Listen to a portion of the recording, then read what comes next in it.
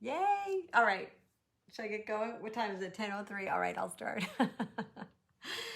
So, I definitely want to welcome some of our new friends. And here's how they found me is that I did a lesson on one of my mom's Facebook groups is called Creative Innovations. There she is. There's my mom.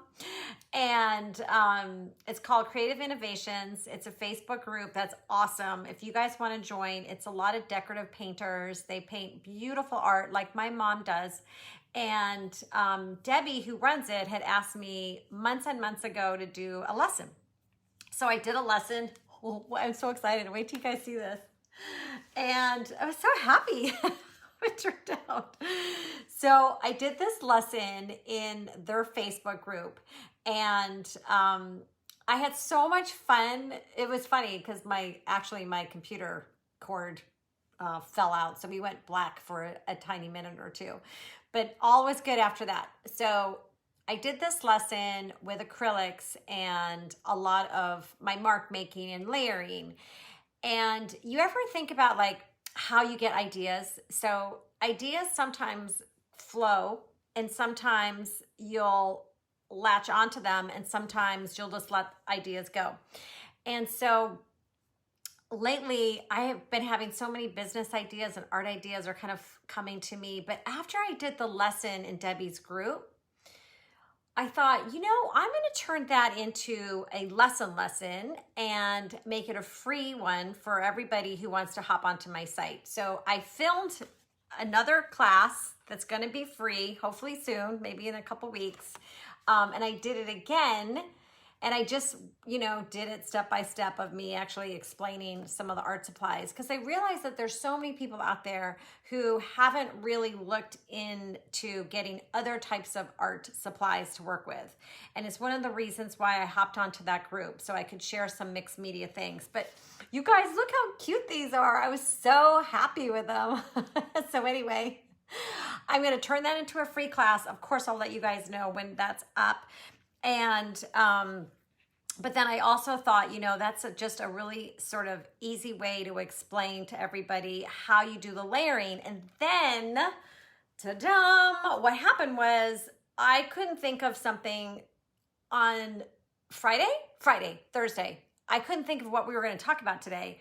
And I was thinking, oh, you know what? I'm going to totally talk about layering and the whole process of that. And I know that we've talked about it before, but I have some new stuff to share. And so anyway, those are some ideas of how to, get ideas. Those are some things when I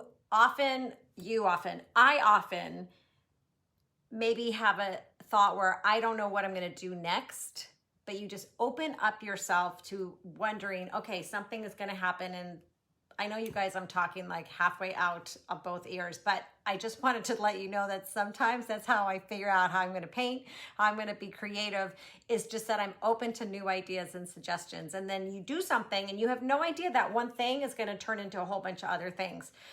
So the demo I did in Debbie's class led me to doing a free class on my site and also led me to what we're going to talk about today. Okay, that was a long way around that one, and before we do that, I want to show you. Ready? So welcome our new friends. Thank you for coming, and I'm so excited. And I just want you all to know that, share your art, share your flowers, share your favorite poem, share your favorite anything you want.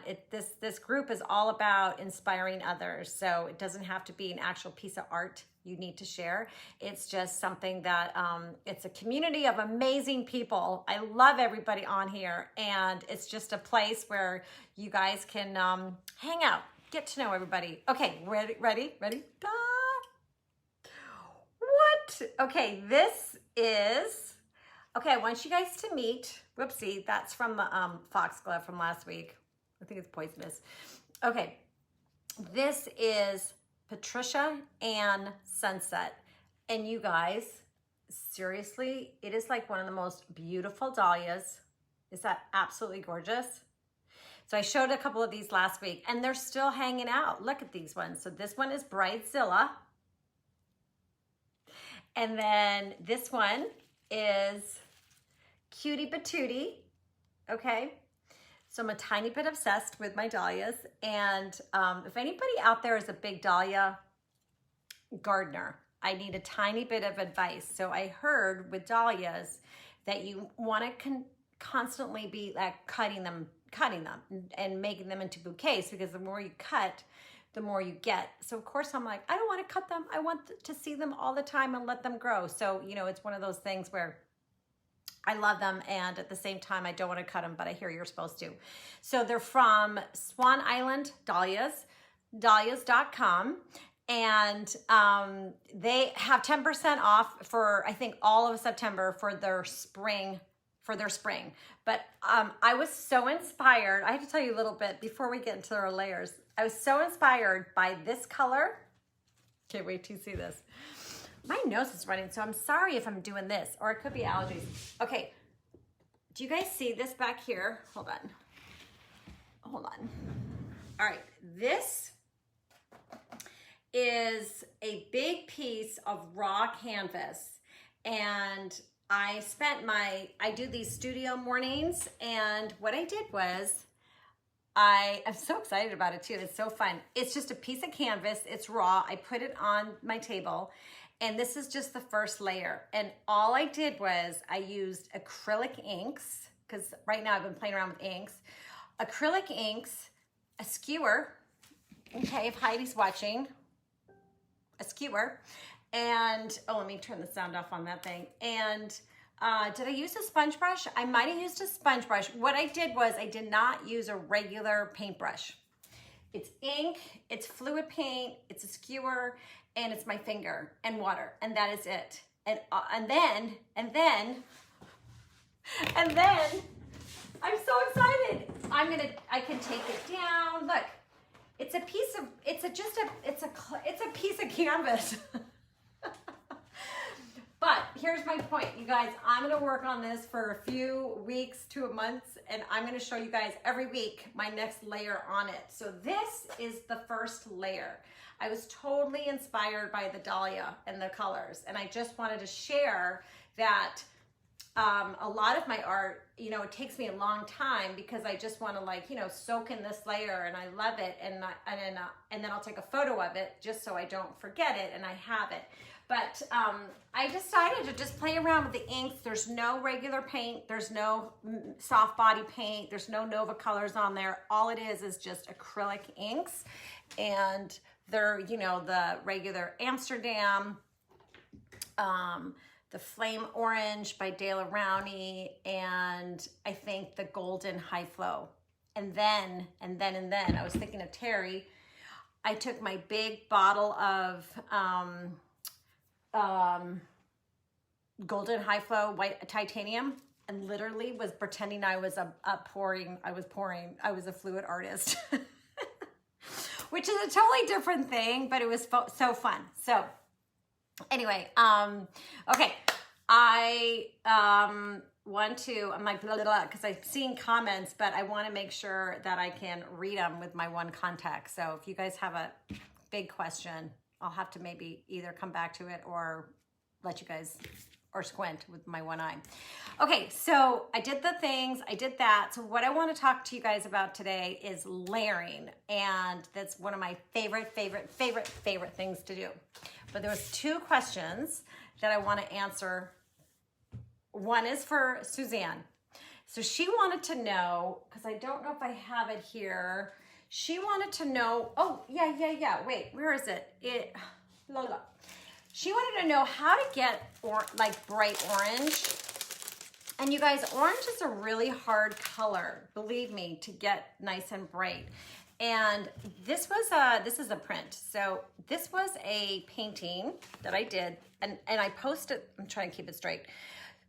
There we go. I posted this on Instagram and Facebook yesterday. And the reason why I was coming up with this layering idea today is because I showed this and I showed the painting that I covered up, which is what I'm really going to talk to you guys about today, is covering up old paintings and starting again, creating more magic. So Suzanne asked me, and there's an angel back here. So if you guys haven't seen it, hop on my Instagram or my Facebook, regular page has the two, and maybe I'll post them into this group too. So there's an angel back here, and it was an old painting that I didn't love anymore, and I used the painting underneath as the background for this, okay? But what Suzanne asked me is, how do you get your oranges to be so bright? And orange is a really difficult color. It has taken me a long time to figure out, how do I get like that yummy orange? I don't like a brownie orange. I don't like a burnt red orange. Yuck. I like a beautiful, light, bright orange. So one thing is, I think a lot depends on your paint. So you want to make sure that your paint is not, like if you really are doing a painting and you really wanted a gorgeous orange, the student grade paints are just a little thinner. So I love, as you guys know, Nova. Here's another brand too, Deco Art. Liquitex for Suzanne, who's in Ireland. Liquitex Soft Body would also have a great orange. But here's my little tip. Ready? Paint, whatever you're gonna paint orange, paint white underneath. White underneath.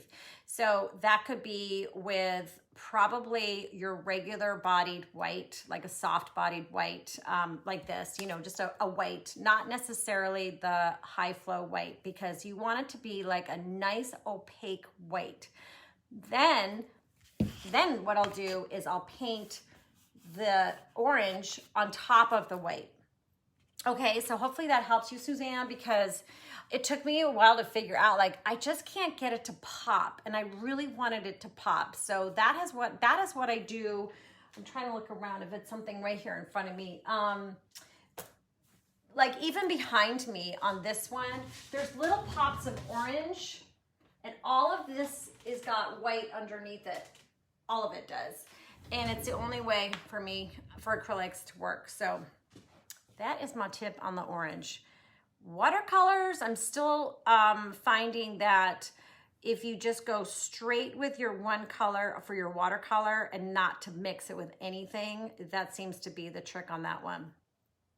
And then another little tip on the orange, if you have something and you want it to even pop more, get a Posca orange paint pen, because that's even more opaque, and then you put it on top. Okay, so that's for you, Suzanne. All right. So layering and figuring out, this is a question from Leslie, and this is what made me think about what to talk to you guys about today.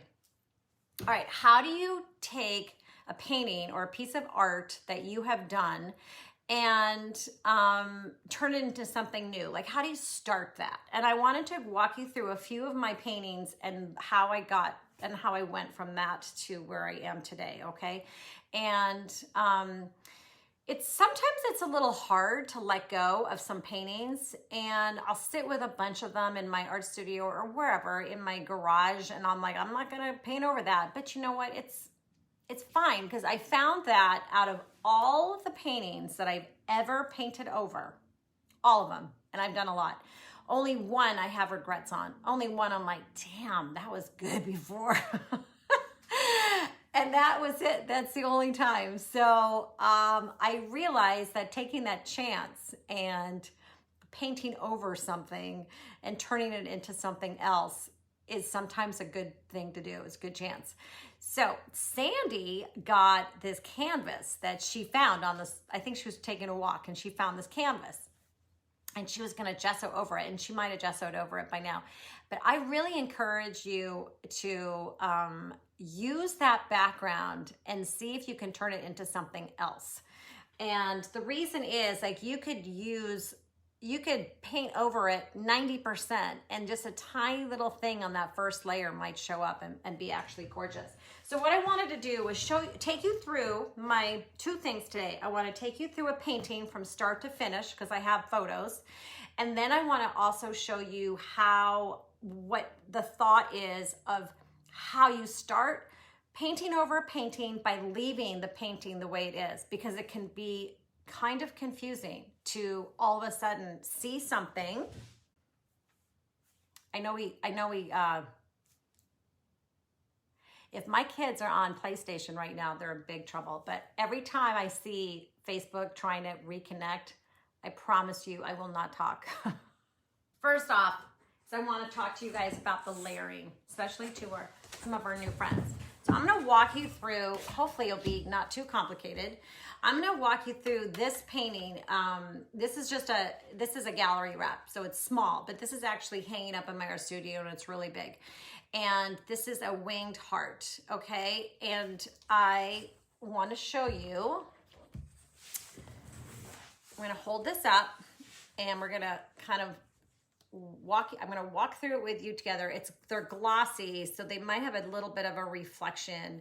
And this is something that I did for my open studios. So it's a little bit dirty. So I might even use my skewer and go I'm a teacher. Okay, so the first layer for a lot of my paintings, I do words and just to kind of get that painting going. And then I do my inks. And then I do my mark making and, you know, over there. And I know a lot of you guys have taken my classes and you already know this, but I just wanted to show you how much goes into every painting. So this is when I start to really think about my color palette. This is just kind of going more and more into more details. I do a lot of, in this stage, I really work on it for a few weeks and I just keep going and going and going. This one, because I love the details.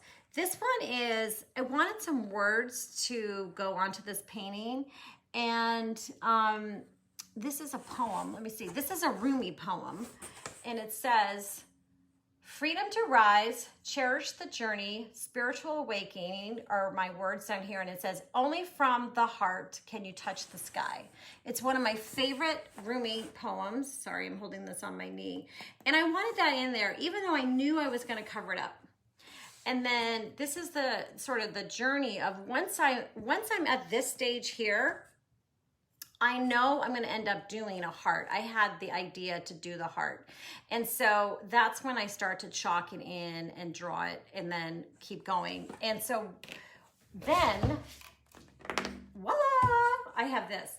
And the reason I wanted to share this one particular one with you is because I took photos along the way so I could turn it into this poster for my open studios. But I want you to know how many layers go into something. And I really feel like if you do a lot of layers, you can get this depth and richness. And it is, it's hard sometimes to cover it up. It's really hard to go like, ooh, I really like that. Now, even this painting behind me, I'm like, ooh, there's parts of it I like. But that's just the first layer. So imagine if you kept on going, how many beautiful things that could come from it. So it's just a thought for you guys to, when you think about your art and you think about layering, then you just have to keep going and then you know when it's done. So for Leslie, I wanted to talk about how do you know how to like start when you take a painting, and then how do you know how you want to like change it or go on. So I have some tips for you on that one. Okay, so I wanted to show you, this is one I did, right? This was a painting over a painting. This is the Capitola painting. And I'm gonna hold it on my knee so you guys can see this. This is also another gallery wrap because the original is sold. It's actually a little smaller than this. So this was a painting where it was a huge flower, okay? This actually, you can see this shape right here. So this was part of this flower with these big petals. And I think this was like another flower down here. And I, really wanted to do this Capitola painting. I sketched it in my head of how I wanted to do it. And then I just took an old canvas that I didn't love anymore and I created this piece. There's probably 10% of what was underneath came through, okay? So some tips for you guys are not to worry about the underpainting. If like for Sandy, like don't worry about the underpainting. And if you're worried about how do you get started, is you could take a photo of the underpainting. And if you can, get a printout, like on just a piece of paper that's color, like take it to a printer, like a copy place, or print it on your home printer. And it's just will show up like an 8 by 10. Okay. And then what you can do is you can start to draw over it with an idea, start sketching ideas out. And then all of a sudden you mentally forget what's behind the painting, and then you can start. I hope that makes sense. So I've done that a lot. I've taken a photo of my underpainting, I've printed it out, and I've literally taken markers or colored pencils, and I just started playing on top of it, and just really rough and loose, not very exact. And then I take that piece and I put it next to my painting, and then I start to chalk in my design. So for Leslie, chalk is a great way to pop in a design, to put something over your underpainting, because you can always wipe it off. And it also has these bright white lines. And then all of a sudden, what you've chalked in will stick out, and the painting underneath's not going to bother you so much. Okay, so this is one example of how I painted over a painting. I've got some more because I love paint over paintings. This is another one. I cannot remember. Oh, I know what this was. You guys, this was a dream catcher, and it went this direction. Okay, so I can't even remember what it looked like, but I know I can dig up a painting. It was a dream catcher, and I think some of the drips that were underneath stayed, but most of it got covered up, and I did the exact same thing. I printed it out. I printed out a piece, and I drew over it with chalk, and I just kept adding more and more layers. And yeah, it's kind of ugly in the beginning because it's kind of a, mess, but it's fine. You just keep going over and over. So that's another one where, see all these marks back here? These were all in the original. All of this was in the original. So a lot of these colors that I liked from the Dreamcatcher, I, continue to use as my color palette on here. All right, so that's another one. And then one of my favorites, whoopsie, I don't have it anymore. I cried when I sold this one.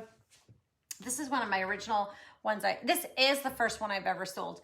But it was the same thing. I had a class that I took, and I did lots of layers and designs and stencils and things, and I just didn't like it anymore. So I really wanted to paint an elephant, and these were the beginnings of my elephant craze that I went on. And but it was the same thing. Like, I keep some of the elements, and then I just use parts of it when I feel like I want to maybe keep the same color, or the flowers. So here's one. This is a big one. I got two more elephants to show you. This one I gotta go back. Okay, hold on. I'm like doing, you should see me right now. I'm doing like little aerobics going on. Okay, hold on. I gotta get in. Hold on, wait, here we are. I'm scooching. Okay, this one is Queen Zara. I have my knee up, and I'm holding her, so it's not all here. This is a total painting over a painting. Up here, all of this, I'm gonna go around her face. All of this was in the underpainting. The whole thing was this big bouquet. The whole thing was flowers. And I sold a lot of prints off of it. I had it hanging in my art studio forever. I really thought I liked it. And then I just had this bug in my bonnet oh no, it's not a bug, it's a bee. I had a bee in my bonnet to take it down and paint over it. So instead of painting over the whole thing and turning it like I did that Capitola one, like I completely changed it from flowers to a village, I kept all the flowers. And then I chalked in, and I did the printout first on a piece of color paper. I printed it out to see how can I fit my elephant. So I realized that I couldn't get the whole thing in, so I just made her the face, okay? But I used the areas that I didn't like to pop in the elephant. So this is like a painting that was hanging. The painting underneath, you guys, was for sale. I just took it off the wall. I was like, you know, I think I'm gonna turn that into an elephant. So that's that one. And then one that I'm not crazy about, and so what happens is some of the art gets this like, you're about to go, my friend. Because I have to let things go. I can't be so stuck on something that I won't let it go. Okay, so this guy, I'm not crazy about. And this is one of my paintings that I'm not thrilled about. And here's why. It was on my knee. I'm not thrilled about it because I feel like this elephant is flat and it doesn't have the personality I want. It feels a little sad. Look, it's got a sad face. Oh, I'm so sad. And so I want my painting to feel happy. And a lot of this, I love, love, love, love, love. So I have to figure out, like, what do I want to turn this into? I may turn this into a complete abstract floral, meaning that you can see some of the floral, but it's more abstract, kind of like my summer blossoms. And Patty's like, I love them. Well, the good news is, if you have big paintings like this, then you get yourself a high-res scan, and then you'll be able to print forever. So this is just to show you that this is how I would start, okay? And so I would probably turn this into a big floral piece. So you'll have to kind of like wait and see what happens. See, this is similar to this one, where there was a lot of the art underneath that I really liked. And then I just kept it going. Okay. All right. So hopefully that helps you guys with thinking, how do I turn art that I have into more? If you have any acrylics and painting, even on paper, keep going, keep layering and layering and layering. I am going to turn this, for you guys who are just joining me, into a free class on my site soon, because that was so much fun. I did it yesterday afternoon. What was so funny, you guys, because I can tell you, is I took the tape off. I was all nervous that the tape wouldn't work. And then I realized I never even filmed that part. So now I have to almost do it again. And all right, what else do I want to tell you? Oh, my scarves. Okay. All right, hold on. Ready? So for our new friends, this is my awesome scarf. I'm so snotty, my awesome scarf. No, I'm just really loving it right now. And I sent an email to my newsletter list. So if you're not on my newsletter list, just hop on there. It's andreagarvey.com. And right now I'm just I'm trying to get an idea of who would like these for the holiday. So this is the one I'm wearing. It's a silk Wings of Love. And I have it on right now. That's so cute with the white. And this is the short one, okay? This is short. And let me just show you. Let me back up a little bit. The short one is 10 inches by 45. And then here's my other one, which is, I changed it a little bit, actually. It's got more pink in it. And it's like all of this stuff, but it just doesn't have my big honking name on it anymore. This is the abstract floral one. Okay, so short is 10 inches by 45 and long is 16 inches by 72. They're silk. They're made in Canada, which I love.